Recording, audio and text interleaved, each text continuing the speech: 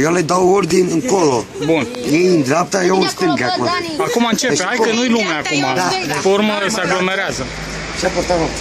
Prima dată încep cu dansul ăla, știi? Da, nu, prima dată fac de la Bruce Lee, după Da. aia dansul Van Damme, Da, schelele lui Van Damme, da, după aia spoara, Da. după aia de jos, Bun. frumos lui Van Damme, după aia vă fac flic. și să mai dau un leu. Când ai terminat ți-am dat un leu, mai un leu, bun. Un leu, doi lucrează. Bun. După aia vă cânt niște melodii. Domnul, Da. ai copii, Hai, nu? încep odată. Stai, mă, puțin. Aveți copii, nu? Da, Ce aveți copii? Băiat, fată? fată. Numai fată? Da. Vă găsit ceva de fată, frumos, de suflet, mătare. Da, hai, că e târziu.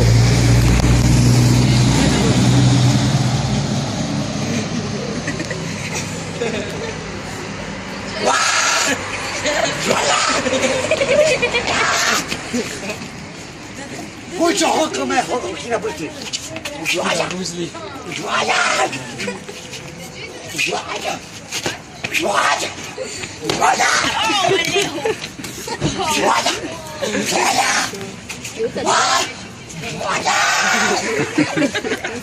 Joaia, domnule, Van Damme. Bun. Face și fără mâini. Van Damme, dar Spara! Sfoara lui Van Damme. Ce? Duște!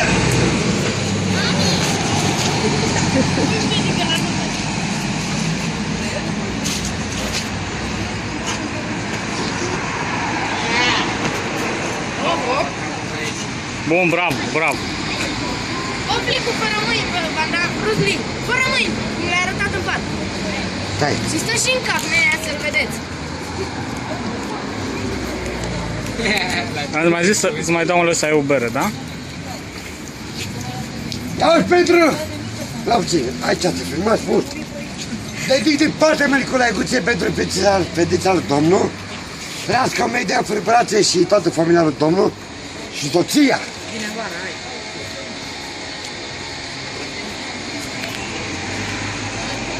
Eram prea aproape, știi? Da?